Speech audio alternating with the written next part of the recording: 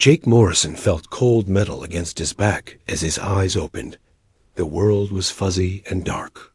His throat felt dry like sand. Where was he?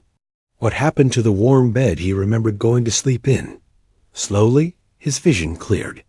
He was lying in a white chamber with glass walls. Tubes and wires connected to his arms and chest. The air tasted strange and metallic. Above him, red lights blinked in patterns he did not understand. "Status report," Jake said, but his voice came out as a whisper. He tried to sit up, but his muscles felt weak like water. A woman's voice filled the chamber. "Captain Morrison, you are awake. I'm Dr. Lisa Parker, the ship's computer system.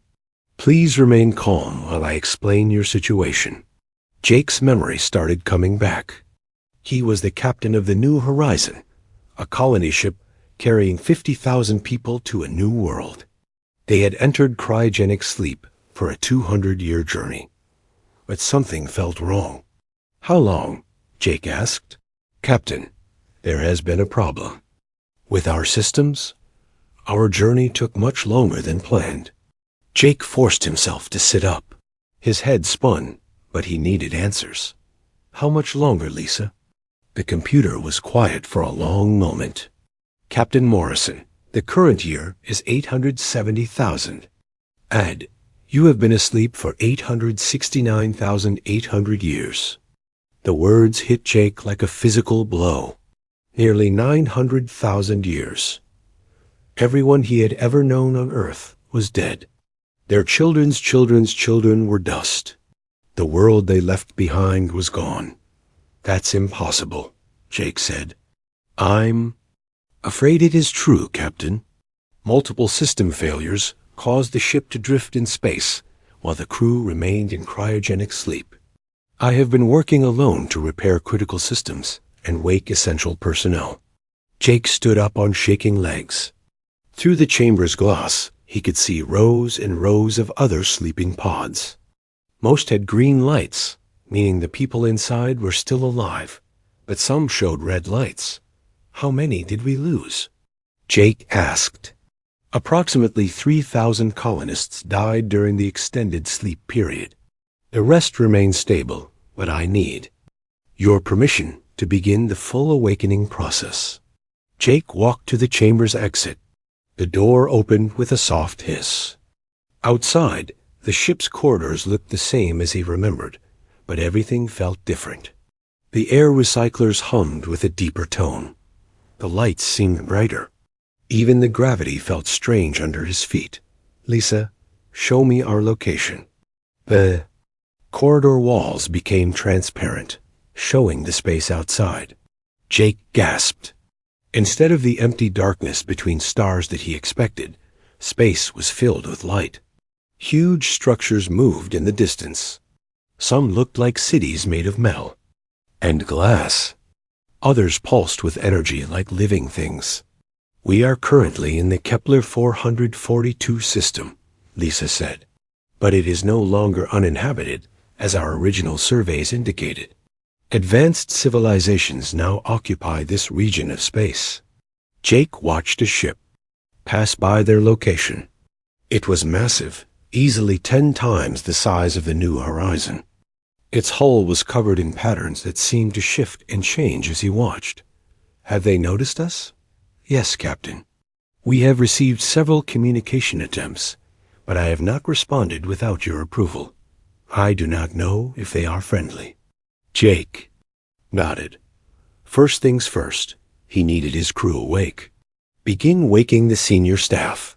Start with Amy Ross, Tony Blake, and Maria Santos. I need my best people. "Already in progress, Captain. Lieutenant Ross should be awake within the hour." Jake made his way to the ship's medical bay. Dr. Kevin Walsh was already moving around, checking equipment and preparing medical supplies. He looked up as Jake entered. "Captain," Kevin said, "I've been awake for 6 hours." Lisa filled me in on our situation. "I need to tell you something important." "What is it, Kevin?" The doctor held up a scanner. "I've been running tests on myself, and the other awakened crew members. The extended cryogenic sleep has changed us. Our brain activity is different. Our reflexes are faster. Even our vision and hearing are enhanced. Jake frowned. Changed us how? I'm not sure yet, but it seems like the long sleep triggered some kind of evolutionary development. We're still human, but we're more than we were when we went to sleep. Before Jake could respond, Maria Santos entered the medical bay. She looked around with wide eyes, taking in their situation. "Captain," she said, "I've been monitoring the radio spectrum. There are signals everywhere, hundreds of different sources. Some are clearly artificial, like communication networks between planets, but others she pause. Others sound like music, but not from any instrument I know." Tony Blake joined them next, followed by Amy Ross. Both looked confused but alert. Jake gathered his senior staff around a table. "We're not in Kansas anymore," Jake said. "We've slept through most of human history. The galaxy has moved on without us. We need to figure out where we fit in this new universe." Amy Ross spoke up. "Captain, I've been reviewing our sensors. There are at least 12 different technological signatures within scanning range. Some of them are reading as more advanced than anything Earth ever produced." "What about Earth?" Jake asked quietly. Maria Santos checked her instruments. "No signals from Earth, Captain. The last radio transmissions I can detect ended about 600,000 years ago. The room was quiet. Earth was gone. Not just the Earth they knew, but any Earth at all. They were alone, 50,000 humans in a galaxy full of strangers." "Sir," Tony Blake said, "our ship is damaged, but it's repairable. The question is, do we want to be found by whoever is out there?" Jake looked around at his staff. They were scared, but they were professionals. They would do their jobs no matter what. "We didn't come this far to hide," Jake said. "We came to find a new home for humanity. The circumstances have changed, but the mission remains the same. Tony, get our systems fully operational. Maria, start working on translating those signals.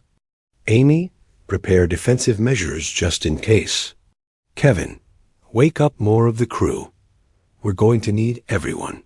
As his staff left to carry out their orders, Jake remained in the medical bay. Through the porthole, he could see the lights of alien civilizations moving through space. Humanity had slept for 900,000 years and woken up in a galaxy they no longer recognized. But they were still alive. They were still human. And Jake Morrison intended to make sure the galaxy remembered that name. 3 months had passed since the Great Awakening. The New Horizon now buzzed with activity as thousands of colonists worked to understand their new reality. Jake Morrison stood on the ship's bridge, watching a fleet of alien vessels approach. Their position: the ships were unlike anything humans had ever imagined. They moved like liquid metal through space, changing shape as they flew. Some looked like giant insects with wings of pure energy. Others resembled crystals that sparkled with inner light. "Captain," Amy Ross reported from her station, "the lead ship is requesting permission to board. Their translator system is working with ours now."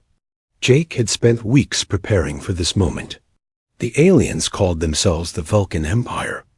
They had been sending messages for 2 months, trying to understand what humans were and where they came from. "Permission granted, Amy. Tell them they can bring 5 representatives aboard."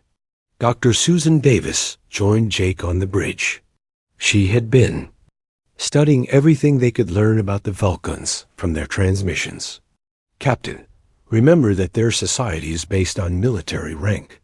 The leader will expect formal respect." The airlock doors opened with a hiss. 5 creatures walked onto the bridge. They stood on 2 legs like humans, but that was where the similarity ended. Their bodies were covered in dark, shell-like armor that seemed to be part of their skin. 4 arms moved independently, each ending in hands with too many fingers.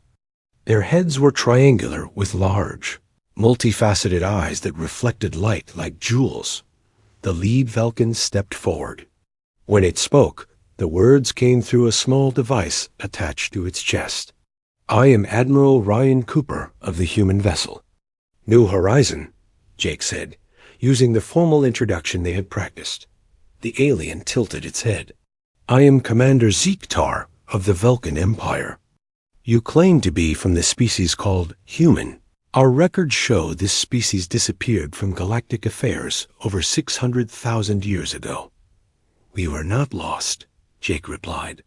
"We were sleeping. Our ship was damaged during a long journey. We have only recently awakened." Commander Zektar made a sound that might have been laughter. "Sleeping for 600 millennia? Even if this were possible, you would be primitives compared to the civilizations that now rule the galaxy."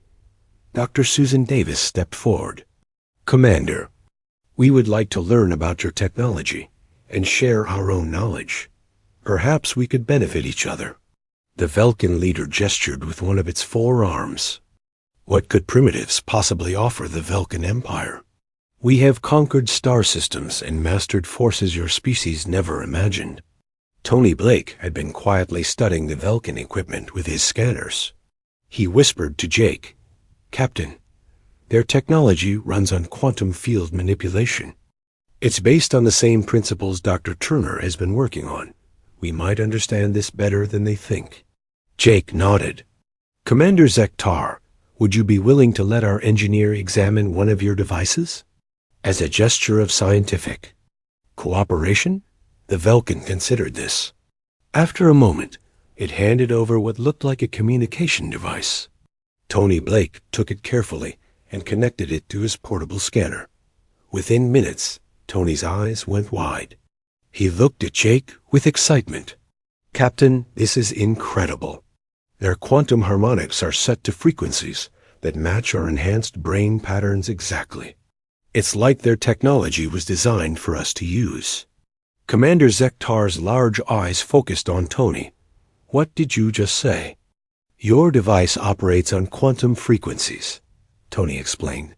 "But the settings are not optimal for Vulcan brain structure. They would work much better for human consciousness." The alien leader was quiet for a long moment. Then it spoke to its companions in their own language. Jake could hear excitement in their voices, even through the translator. "This is not possible," Commander Zektar said finally.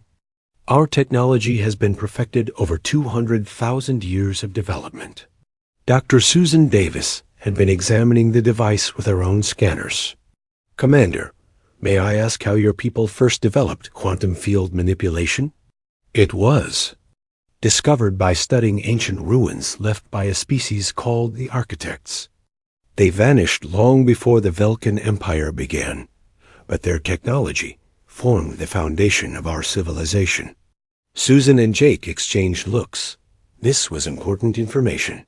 "Tell us about these architects," Jake said. Commander Zektar gestured, and a holographic display appeared in the air. It showed images of massive structures floating in space, cities that spanned entire moons, and technology that bent space and time. The architects were the first species to achieve true mastery over the galaxy, Zektar explained. They built wonders that still exist today. But 800,000 years ago, they simply disappeared. Some say they transcended physical existence. Others believe they were destroyed by something terrible. Kate Johnson, the ship's pilot, had been listening quietly. Now she spoke up. "Commander, we would like to see one of these ancient sites." "Would that be possible?" The Vulcan leader's eyes flashed. "Impossible. The ancient sites are restricted. Too dangerous for lesser species." "What kind of danger?" Jake asked.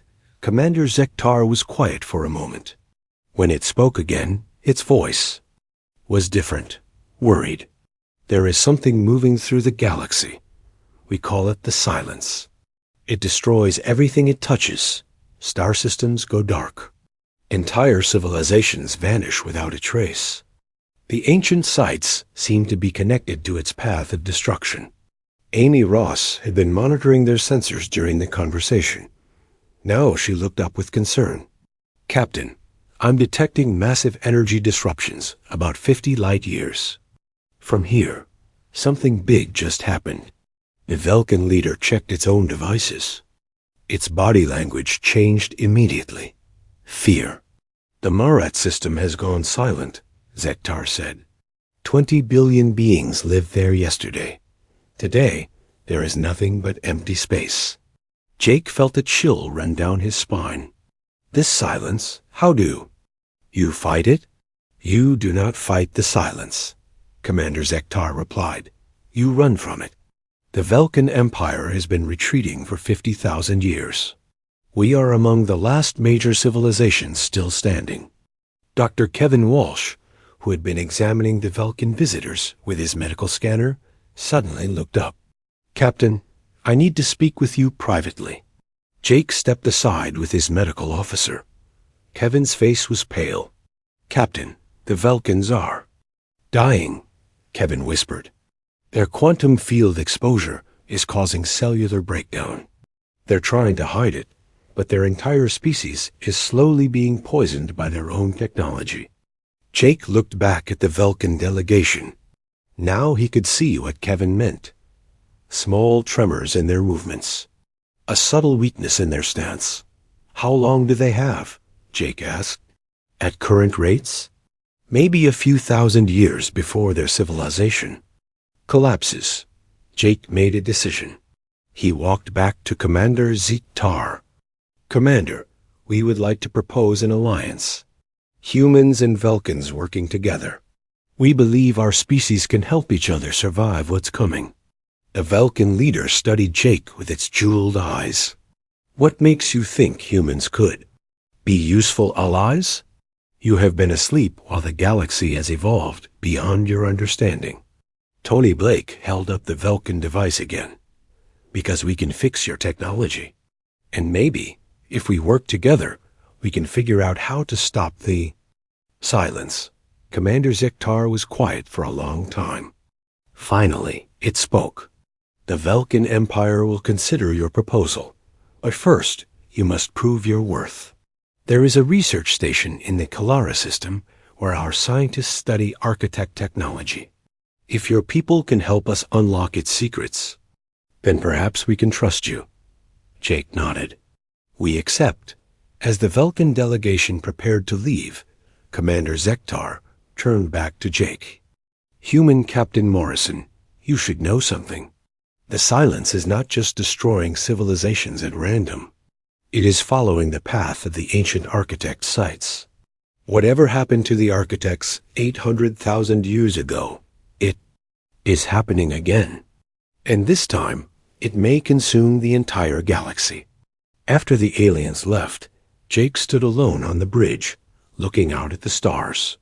Humanity had awakened to find themselves in a galaxy at war with an enemy that could not be fought. But they also discovered that their long sleep had given them abilities that might be the key to survival. The question was, would it be enough? The research station at Kalara looked like a metal flower blooming in space. Its 5 arms stretched out from a central hub, each one devoted to studying different aspects of architect technology. Jake Morrison watched it grow larger on the Via. New Horizons view screen as they approached. Dr. Alex Turner sat beside him, reviewing data on a tablet computer. Alex had become their expert on quantum consciousness after studying the strange changes that all humans experienced during their long sleep. "Captain," Alex said, "I've been analyzing the sensor data from this station. The architect technology here is still active after 800,000 years. It's generating quantum fields that would kill most organic life in minutes." "But not us?" Jake asked. "Not us. Our enhanced consciousness seems to exist on the same quantum frequencies. We should be able to work with this technology directly without the protective equipment the Velkins need." Commander Zektar's voice came through their communication system. Human vessel New Horizon. You are cleared to dock at port 7. B. Warned. The technology on this station has killed dozens of our researchers. Do not touch anything without Vulcan supervision. Kate Johnson piloted their shuttle to the docking bay. As they walked through the station's corridors, Jake could see why the Vulcans were having trouble. The walls themselves pulsed with energy. Strange symbols appeared and disappeared in the air. Equipment floated without any visible support. Vulcan research team was led by a scientist named Dr. Velkara. Like all Vulcans, she wore heavy protective armor to shield herself from the quantum radiation. When she spoke, her voice sounded tired. Humans, welcome to Research Station Kalara. For 200 years, we have tried to understand the architect systems here. We have learned much, but the deeper mysteries remain locked away. Dr. Susan Davis examined the equipment around them. What have you discovered so far? The architects were masters of consciousness-based technology, Dr. Velkara explained. Their machines respond to thought patterns rather than physical controls. But Vulcan minds cannot interface with their systems safely. The quantum frequencies burn out our neural pathways. Tony Blake was studying a control panel that seemed to be made of living light. What happens when you try to use it? Watch, Dr. Velkara said. She approached the panel and reached out with one armored hand. The moment she touched the surface, alarms began blaring. The panel flashed red, and energy arcs danced across her armor. She pulled back quickly. As you can see, the technology rejects us. We can observe it, but we cannot truly use it. Alex Turner stepped forward. May I try? Dr. Velkara's eyes went wide behind her helmet. Absolutely not.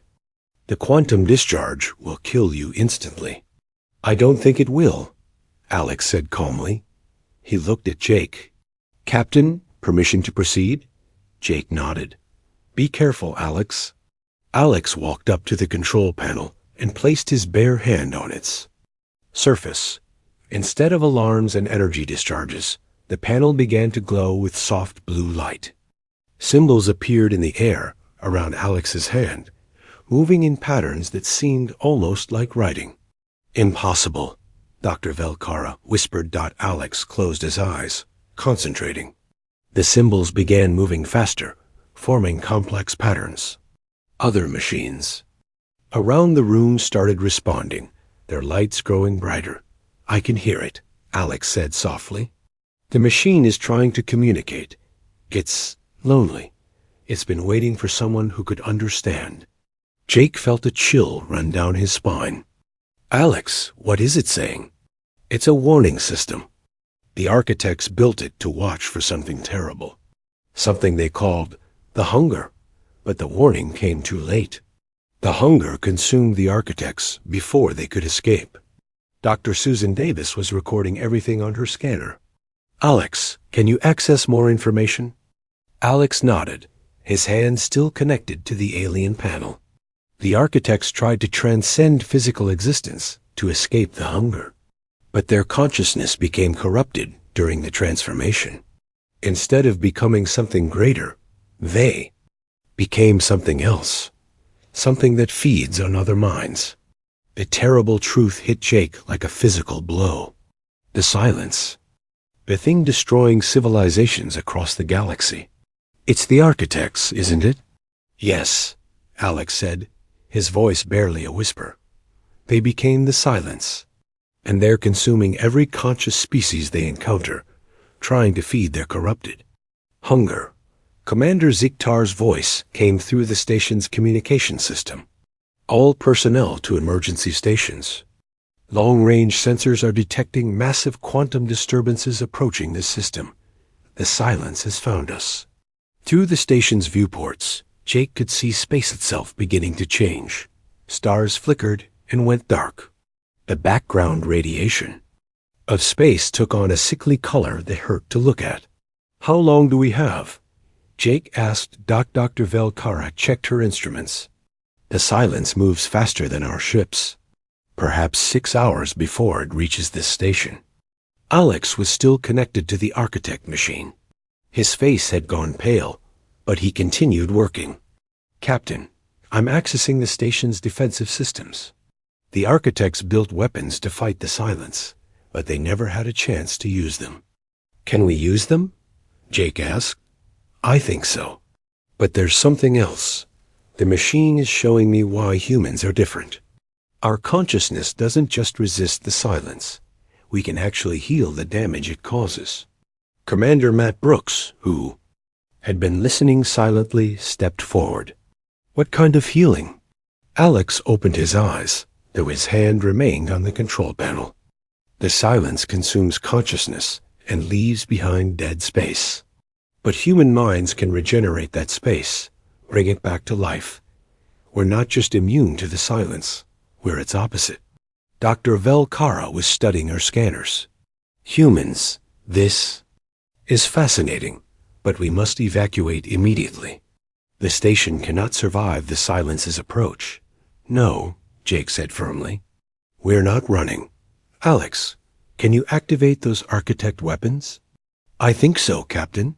But using them will require human operators. The Velkans can't interface with the system safely." Jake made his decision. "Tony, get back to the New Horizon and bring every engineer we have. Amy, coordinate with the Velkan fleet for defensive positions. Maria, start broadcasting on all frequencies.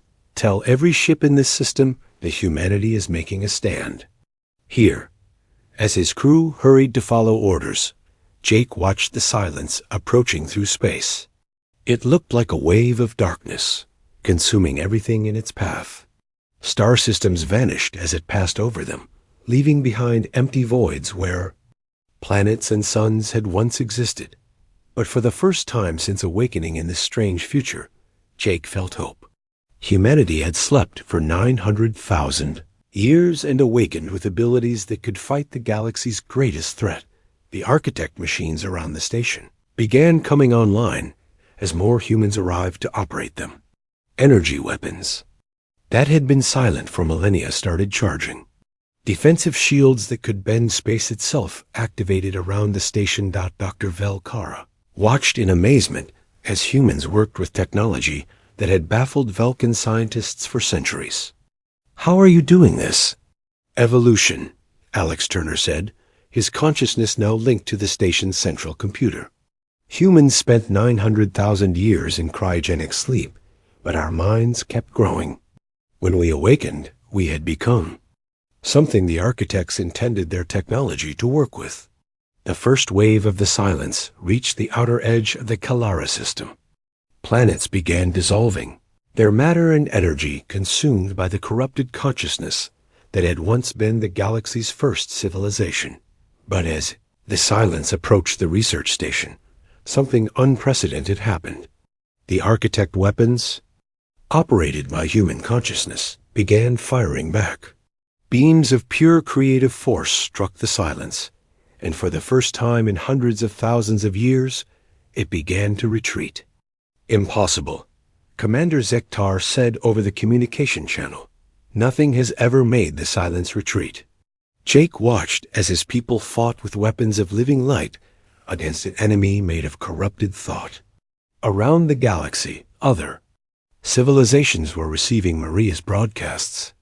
They would learn that humanity had not only survived their first encounter with the Silence, they had driven it back. The galaxy would never be the same, and neither would humanity's place in it. The victory at Kalara Research Station had cost them dearly. Jake Morrison stood in the New Horizons medical bay, looking down at the unconscious forms of 12 human crew members. They had pushed their enhanced consciousness too far while operating the architect weapons, and now they lay in deep comas that Dr. Kevin Walsh could not break. "Their neural activity is unlike anything I've ever seen," Kevin said quietly. "It's as if parts of their minds are still connected to that alien technology, even though we're light years away from the station now." Jake nodded grimly. Word of humanity's ability to fight. The Silence had spread across the galaxy faster than their ships could travel.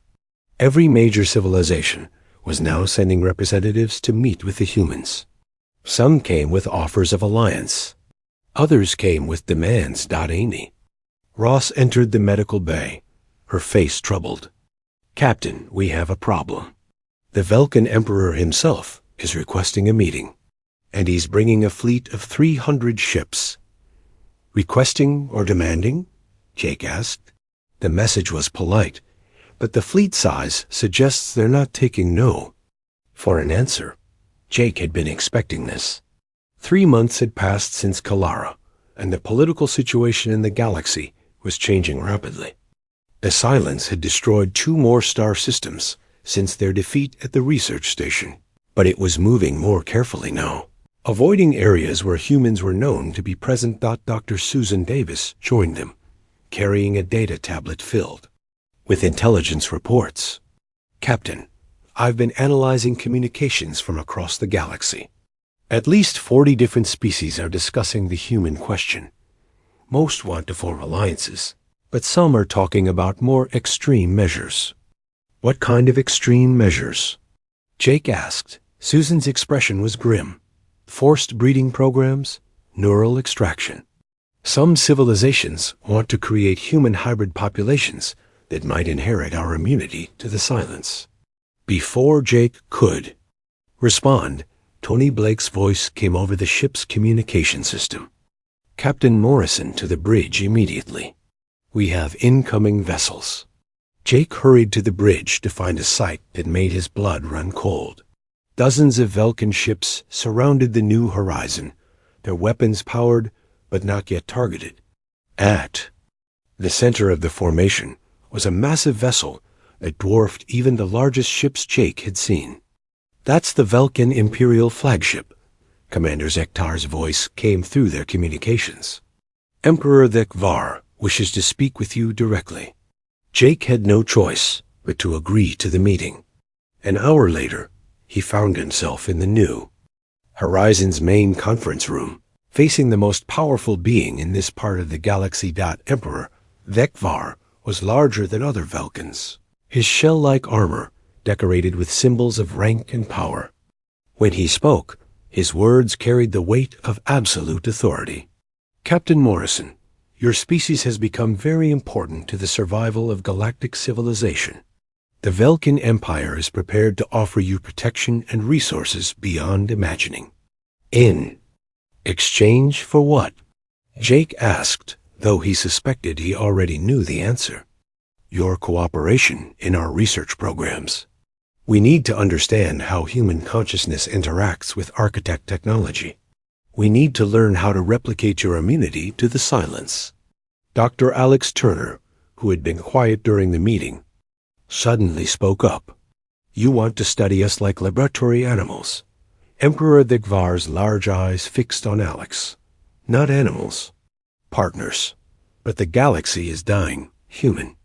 Every day, the Silence consumes more worlds. If we cannot learn to fight it, billions more will die." Jake felt the weight of decision pressing down on him. The Vulcan Emperor was not wrong.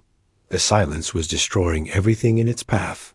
But he also knew that giving the Vulcans what they wanted might mean the end of human independence. "What exactly are you proposing?" Jake asked. "Volunteer human subjects for neural mapping, tissue samples for genetic analysis, consciousness transfer experiments to see if human immunity can be shared with other species." The words hit Jake like physical blows. They were talking about experimenting on his people, treating them as resources to be exploited rather than beings with rights and dignity. "Absolutely not," Jake said firmly. Emperor Thekvar's body language changed immediately. The room suddenly felt much more dangerous. "Captain Morrison, you misunderstand your position. You are 50,000 humans surrounded by a galaxy of trillions. We are offering you partnership. Do not force us to consider alternatives." Colonel Sam Mitchell, who had been standing silently near the door, stepped forward. "Emperor, are you threatening us?" "I am explaining reality," Thekvar replied. Humanity will help us understand their gifts, willingly or otherwise. The survival of galactic civilization depends on it. Jake stood up slowly. This meeting is over. Emperor Thekvar, you and your people will leave our ship immediately. I think not, the Emperor said. As he spoke, armed Velkin soldiers entered the conference room. You will remain here as our guests while we discuss the terms of human cooperation with the Galactic Council. That was when everything went wrong. Colonel Sam Mitchell moved faster than the Velkins expected. His enhanced reflexes, developed during the long sleep, allowed him to disarm the nearest soldier before they could react. Dr. Alex Turner, still connected to the ship's systems through quantum interfaces they didn't fully understand, began shutting down Velkin equipment throughout the area. All hands, repel boarders, Jake shouted into his communicator. The battle for the New Horizon lasted 3 hours. Human colonists, many of them civilians, fought Velkin soldiers with desperation and fury. Their enhanced abilities gave them advantages, but they were vastly outnumbered. The turning point came when Tony Blake managed to activate the ship's architect-based defensive systems. Energy weapons that the Velkins had never seen before began firing at their fleet. Several Velkin ships were destroyed before Emperor Thekvar ordered a retreat, but the victory came at a terrible cost. Nearly 2,000 Velkins had died, including several high-ranking officers. Among the human casualties were 300 colonists and Dr. Rebecca Stone, one of their best engineers. As the Velkin fleet withdrew, Jake knew that everything had changed. Humanity was no longer the galaxy's potential savior. They were now seen as a dangerous, unknown quantity. Commander Zektar's final transmission before leaving was brief but ominous. Captain Morrison, the Galactic Council will convene within the month. Humanity will be discussed. I suggest you prepare for the consequences of your actions. In the weeks that followed, the political situation across the galaxy shifted dramatically. 3 major civilizations, the crystalline Jakai, the energy-based Luminals, and the aquatic Deepkin, sent secret messages offering alliance with humanity. They had grown afraid of Velkin power and saw humans as potential protectors, but other species reacted with fear and suspicion.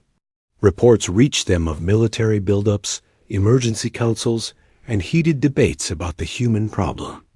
Dr. Lisa Parker, monitoring communications across local space, brought Jake the worst news of all. Captain, I've intercepted encrypted transmissions between several species. They're discussing what they call the final solution to the human. Question, which is? Jake asked, though he dreaded the answer. If they can't control us or replicate our abilities, some of them want to eliminate us entirely. They consider us too dangerous to exist. Jake looked out at the stars from his bridge. Humanity had awakened in this far future, hoping to find a new home among the stars. Instead, they had become the most feared and desired species in the galaxy. Silence was still out there, consuming worlds and civilizations. But now humanity faced a different kind of threat, one that came not from corrupted architects, but from the very civilizations they had tried to help. The galaxy would force humanity to choose, submit to exploitation and control, or fight for their independence against impossible odds. Jake Morrison had made his choice 3 months ago when he refused the Velkin Emperor's demands. Now he would have to live with the consequences, whatever they might be. The Galactic Council's ultimatum had been clear: surrender for study and control, or face extinction. Jake Morrison stood on the bridge of the New Horizon, watching the silence approach from 3 different directions. The corrupted consciousness of the ancient architects had learned from its defeat at Killara, and was now coordinating a massive assault on the galactic core. Status report, Jake said calmly, though his heart was racing. Amy Ross looked up from her tactical display. The silence has consumed the outer rim systems. Refugee fleets from 40 different species are fleeing toward the center of the galaxy, and Captain Double Chi paused. Most of them are requesting human protection. It was ironic. The same civilizations that had demanded to dissect humanity a month ago were now begging for their help. The Vulcan Empire's fleet had been cut in half, trying to slow the Silence's advance. The proud Luminals had chosen extinction rather than accept human leadership, dissolving themselves into pure energy rather than submit to primitive protection. Dr. Alex Turner approached Jake's command chair. Alex had changed dramatically over the past weeks. His constant connection to architect technology had enhanced his consciousness beyond normal human limits. When he spoke, his voice sometimes carried harmonics that seemed to come from elsewhere. Captain, I've been in contact with the surviving architect technology across the galaxy. The situation is worse than we thought. The Silence isn't just consuming civilizations. It's unraveling the fabric of space-time itself. If we don't stop it soon, the galaxy will collapse into a dead void. Jake nodded grimly. They had known this moment would come. Alex, are you still able to communicate with the original architect minds trapped inside the Silence? Yes, but it's getting harder. The corruption is spreading through their consciousness. We may only have one chance to reach them. Dr. Kevin Walsh entered the bridge, his medical scanner in hand. Captain, I need to tell you something about the volunteers for the final mission. We have 15,000 people ready to sacrifice their consciousness to heal the galaxy. But the process ... double quotes, he paused. Most of them won't survive it. Their minds will be consumed in the effort to restore what the Silence has destroyed. Jake felt the weight of command crushing down on him. 15,000 volunteers willing to die to save a galaxy that had rejected them.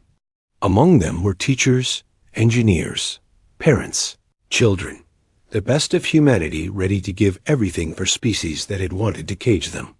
Captain, Maria Santos called from her communications. Station, I'm receiving a transmission from Commander Zektar. The Vulcan fleet wants to coordinate with our attack. Jake was surprised. After their conflict months ago, he had not expected Vulcan cooperation. Put him through. Commander Zektar's image appeared on the main screen. The proud Vulcan warrior looked exhausted, his armor scarred from recent battles.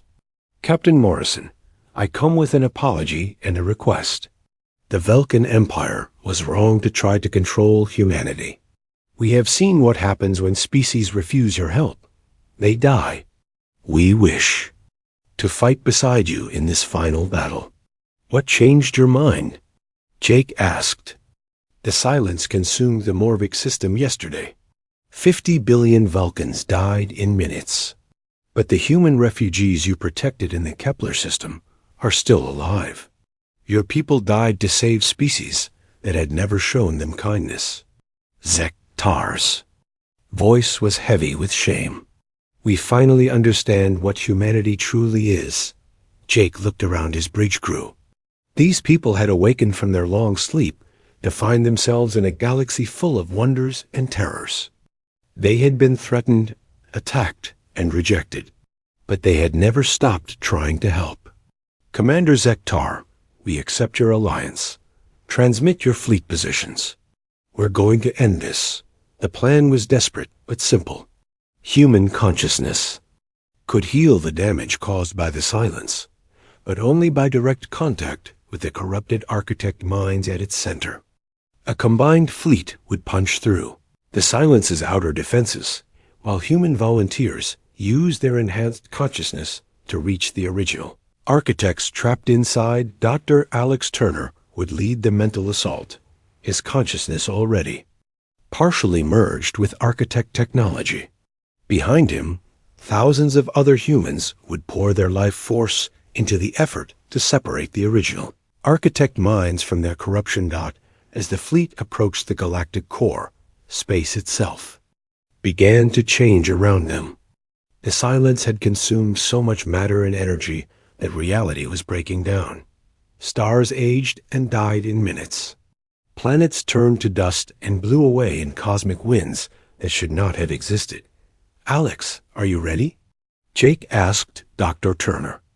Nodded, his eyes now glowing with the same light as architect technology. "Captain, I can hear them. The original architects. They're still in there, trapped inside their own corruption. They've been screaming for 800,000 years, begging someone to free them from what they've become." The battle began. As the silence detected their approach, waves of corrupted consciousness crashed against the combined fleet's shields. Vulcan ships fired quantum disruptors, while HFY crystal vessels generated protective barriers. The aquatic deepkin used their mastery of gravitational fields to create safe passages through the chaos. But it was the humans who made the real difference. Volunteers throughout the fleet began the process of consciousness projection, sending their life force directly into the silence. Where their minds touched the corruption, healing began. Jake watched on his tactical display as dead star systems began to flicker back to life. Planets reformed from cosmic dust.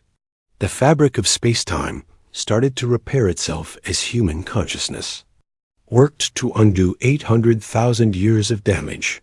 Beth Adams, their communications specialist, was coordinating the mental assault. "Captain, Alex has made contact with the architect core consciousness. He's trying to separate the original minds from their corruption, but he needs more power." "How much more?" Jake asked. "Everything we have. Every human on every ship." Jake made the hardest decision of his life. "All ships, this is Captain Morrison.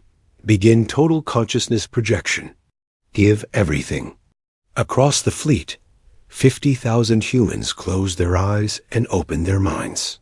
They poured their thoughts, their memories, their very souls into the effort to heal a galaxy that had feared and rejected them. Jake felt his own consciousness being drawn into the collective effort. Around him, his bridge crew was doing the same. Tony Blake, Amy Ross, Maria Santos, Dr. Kevin Walsh, all of them sacrificing themselves for the chance to save others. At the center of the silence, Dr. Alex Turner found the original architect minds. They were ancient beyond measure, their consciousness stretched and twisted by millennia of corruption. But they were still aware, still suffering. "We are sorry," the lead architect mind whispered to Alex through quantum frequencies. "We became something terrible. We consumed everything we tried to protect."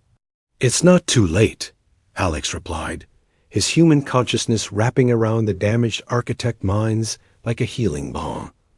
"We can fix this. We can make it right." Process of separation was agony. Human minds burned out like candles as they took on the corruption that had twisted the architects. But slowly, gradually, the original architect consciousness began to emerge from its prison of hunger and darkness. Jake felt his own mind fragmenting as he poured everything he had into the healing process. Around him, the bridge of the new horizon began to fade, but he could see the results of their sacrifice on the tactical display. The silence was retreating. No, it was transforming. The corrupted consciousness was being replaced by something clean and pure. Star systems that had been consumed were being restored. Entire civilizations that had been destroyed were being brought back to life. "Thank you," the architect consciousness whispered across the quantum frequencies. "After 800,000 years of darkness, you have given us light again." But the cost was terrible. Of the 50,000 humans who had begun the mission, fewer than 10,000 remained conscious. The rest had burned out their minds in the effort to heal the galaxy. Jake Morrison felt his own consciousness slipping away, but he managed one. Final order. Amy ... take command. Get our people ... home. The galaxy would survive.